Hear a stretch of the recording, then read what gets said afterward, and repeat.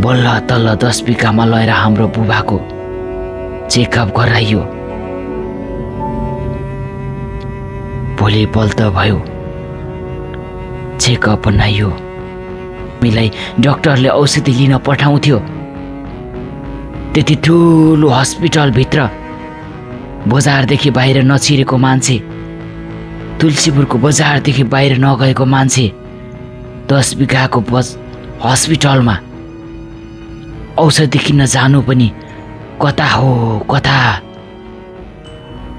अन्यल भएर हिँडिन्थ्यो। बल्ल तल्ल फार्मेसीसम्म पुग्यो। फार्मेसीबाट बुबा भएको ठाउँसम्म आउनलाई निकै गाह्रो पर्थ्यो। त्यति ठुलो हस्पिटल।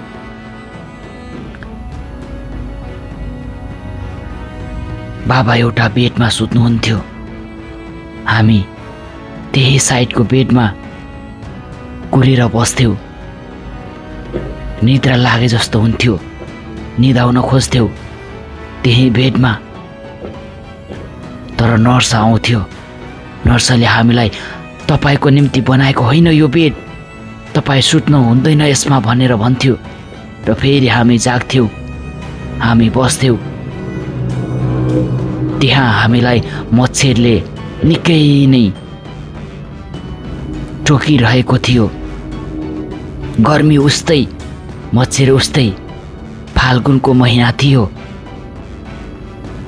उता होली पर्व आइरहेको थियो। उता हामीलाई दुःख परिरहेको थियो। हो, बल्ल तल्ल हामीले हल्का बाबालाई खाना खुवाउन समेत बनाउने भइसकेका थियौँ। र फेरि बाबा एक्कासी खोकिरहनुभयो, निरन्तर खोकिराख्नुभयो। मेरो बाबाले केही पनि थाहा थिएन। मेरो बाबाले एउटा मात्र शब्द भन्नुभएको थियो, छोरा हो, ज्वाइँ हो, तिमीहरू मलाई घर लैजाऊ, म बाँच्न सक्दिनँ भनेर बाबाले मलाई त्यति बेला भन्नुहुन्थ्यो। किनभने बाबालाई थाहा थियो हामीसँग पैसा छैन भनेर। बाँच्न मन हुँदाहुँदै पनि बाबाले त्यसो भन्नुभएको थियो, किनकि बाबाले भोग्नु भएको थियो पैसाको कारणले। बाबालाई थाहा थियो मेरो छोराहरूसँग पैसा छैन, कसरी उपचार गर्छन् र मलाई बचाउँछन् भन्ने मेरो बाबालाई लागिरहेको थियो। त्यसैले बाबाले हामीलाई लैजाऊ, मलाई मारिदेऊ, ए छोरा मलाई विष लिएर आऊ र मलाई खुवाइदेऊ र मलाई मारिदेऊ भन्नुहुन्थ्यो। त्यो बोली सुन्दा म भक्कानिएर रुन्थेँ। त्यही मेरो आँखाबाट आँसु आउँथ्यो। घरबाट कस्तो छ बाबालाई भनेर सोध्नुहुन्थ्यो। मम्मी छटपटिनुहुन्थ्यो। अनि बाबालाई ठिकै छ भन्थ्यो, किनभने हामीलाई त थाहा छ बाबालाई धेरै दुःख भइरहेको छ। बाबा खाना खानुहुन्न, बाबा फेर बेहोस हुनुहुन्छ भन्ने हामीलाई त थाहा थियो। तर पनि मेरो मम्मीले, मेरो दिदीहरूले चिन्ता मान्नुहुन्छ भनेर ठिकै छ भनेर हामीले जवाब दिन्थ्यौँ। यदि हामीसँग पैसा थियो र हामीलाई गाउँ समाजले हामीलाई पत्याउँथ्यो भने हामीले बाबालाई बचाउन सक्थ्यौँ होला। अलि ठुलो अलि टाढाको हस्पिटलमा लैजान सक्थ्यौँ होला। डाक्टरले भन्नुहुन्थ्यो, तपाईँ ठुलो हस्पिटलमा लग्न सक्नुहुनेछ, तपाईँले अलि ठुलो इन्डियाको दिल्लीमा तपाईँ लग्न सक्नुहुन्छ तपाईँको बाबालाई भनेर भनिसक्नु भएको थियो। पैसाको कारणले हामीले लग्न सकेनौँ र भन्यौँ हामी यही औषधि गराउँछौ भन्यो। किनभने हामीसँग पैसा थिएन। गाउँभरि टोल छर छिमेक जताततै पैसा खोजेर हामीलाई कसैले पनि बताउने थिएन। हो, हामी आत्तिन्थ्यौँ, हामी रुन्थ्यौँ, हामी छुट्टा छुट्टै बसेर हामी रुन्थ्यौँ, बाबालाई हेर्थ्यौँ, हामी रुन्थ्यौँ। बाबालाई कति पनि निको भएन। अनि पैसा पनि हामीसँग जति थियो त्यो पैसा हामीसँग सकियो। हामीलाई कहाँ लग्ने, बाबालाई घर फर्काउने पनि पैसा थिएन। बल्ल तल्ल हामीले गाउँदेखि तलसम्म हामीलाई फर्काउने निर्णय गर्यौँ। किनभने हामीले बाबालाई कोहलपुरको 10 बिघामा राख्दासम्म निको नभएपछि, भएको पैसा पनि सकिएपछि हामीले बाबालाई घर फर्काउने निर्णय गर्यौँ र फर्कायौँ। एम्बुलेन्सलाई दिने पैसा पनि बल्ल तल्ल मेरो दिदीले जुटाएर दिनुभयो र फेरि त्यहाँबाट घर लैजानको निमित्त एम्बुलेन्सले आधी बाटोसम्म पुर्याइदियो। किनभने पैसा थिएन। बिना पैसाको घरैसम्म पुर्याउनको निमित्त एम्बुलेन्सले पनि मानेन।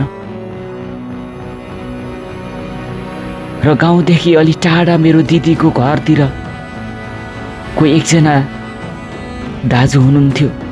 उहाँ ड्राइभर हुनुहुन्थ्यो र उहाँले भन्नुभयो म लगिदिन्छु भनेर, र उहाँले ल्याउनु भयो।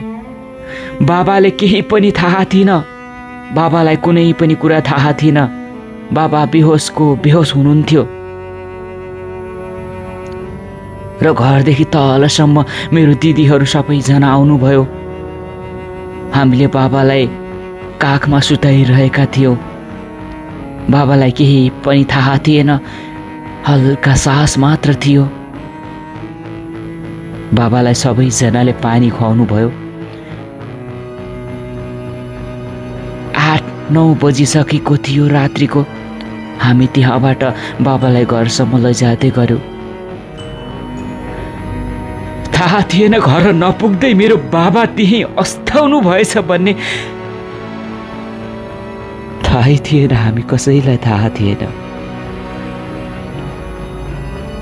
जब हामी घर पुग्यौँ र बाबालाई त्यो गाडीबाट तल झार्ने क्रममा बल्ल थाहा पायो बाबा त बितिसक्नु भएछ भनेर। हामी कसरी सम्हाल्न सक्छौँ आफ्नो मनलाई, हामी कसरी सम्हाल्यौँ मम्मी दिदीहरूलाई, कसरी हामीले सम्हाल्न सक्छौँ। आफै बेहोस छौ, बाबा बेहोस हुनुहुन्छ भनेर हामीले सोच्दा सोच्दै बाबा त गइसक्नु भएछ। साँच्चीकै जिन्दगीमा सबैभन्दा कालो बादल लागेको दिन त्यही नै रहेछ। हो, बाबालाई गुमाउनुको पीडा हामीलाई साह्रै नै दुःख छ। गाउँ टोल छरछिमेक जतै सबैजना भेट्नुभयो, सबैजना आउनुभयो मेरो घरमा। सबैले भन्नुभयो राम्रो थियो, कतै बिचरा सोझो थियो, राम्रो थियो, मरेछ बिचरा, गएछ बिचरा भन्दै 2-4 जना रुनुभयो। हामी छुट्टा छुट्टै रोइरहेका छौँ, हाम्रो परिवार रोइरहेका छौँ, भक्कानो उठेर रोइरहेका छौँ। एक आपसमा हामीलाई सम्हाल्न धेरै गाह्रो भइरहेको छ। आफन्तीहरू रोइराख्नु भएको छ। 2-4 जना पैसा माग्न जाँदा नदिने ती मान्छे पनि आएर रोइरहेको देखिरहेका छौँ हामी। तर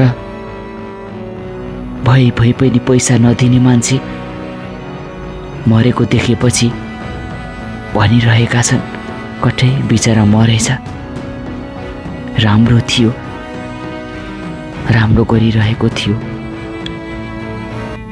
गाउँकै सबैभन्दा राम्रो मान्छे थियो भनेर भनिरहेका छन्। मन भक्कानिएको छ, तर पनि मलाई त्यो सुन्दाखेरि मुखमा थुक्न मन लागेको छ। हो, मलाई मुखभरि थुकिदिन मन लागेको थियो, किनकि बाँचुन्जेलसम्म सहायता नगरेको मान्छेले मरेपछि किन त्यस्तो कुरा गर्दैछ। हो, मानिस साह्रै नै निस्वार्थ हुन्छ भनेको यही नै रहेछ। जब मेरो बाबालाई बचाउनको निम्ति हामीले हार गुहार गरेका थियौँ, हामीले दुःख कष्ट बिहोरेका थियौँ, त्यति बेला हामीलाई कसैले हामीलाई हेरेन। तर बाबा बित्नु भइसकेपछि कतै बिचरा किन भन्नुभयो, किन आँसु झार्नुभयो? यदि मेरो बाबालाई राम्रो मान्नुहुन्थ्यो र बाबाको माया मान्नुहुन्थ्यो भने किन 2-4 रुपियाँ पनि सहयोग गर्न तपाईँको मनले मानेन? किन? म प्रश्न गर्छु, अहिले म प्रश्न गर्छु। साँच्चीकै निकै नै गाह्रो भएको थियो त्यो बेला। त्यसैले म भन्न चाहन्छु,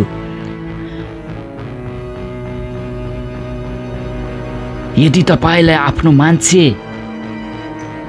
लाग्छ, यदि तपाईँ माया गर्नुहुन्छ भने तपाईँले जीवित रहँदै माया गर्नुहोस्, जीवित रहँदै तपाईँले हौसला दिनुहोस्, जीवित रहँदै तपाईँले सहयोग गर्नुहोस्, हौसला दिनुहोस्, साथ दिनुहोस्। नत्र मरेपछि पनि तपाईँको 2 थोपा आँसु नझार्नुहोस्।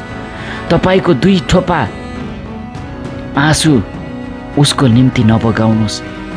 कठै बडा राम्रो थियो, असल व्यक्ति थियो भनेर नभन्नुहोस्। मरिसकेपछि तुलना नगर्नुहोस्। जिउँदो हुँदा त तपाईँले गर्नु भएन भने मरिसकेपछि नगर्नुहोस्। हो, तपाईँ मरिसकेपछि उसलाई थाहा हुने छैन तपाईँले माया गर्नुहुन्थ्यो भन्ने मरेको मान्छेलाई कहिले पनि थाहा हुने छैन। त्यसैले तपाईँ जीवित हुनुहुन्छ, माया गर्नुहोस्। हो, जीवित रहँदै माया गर्नुहोस्।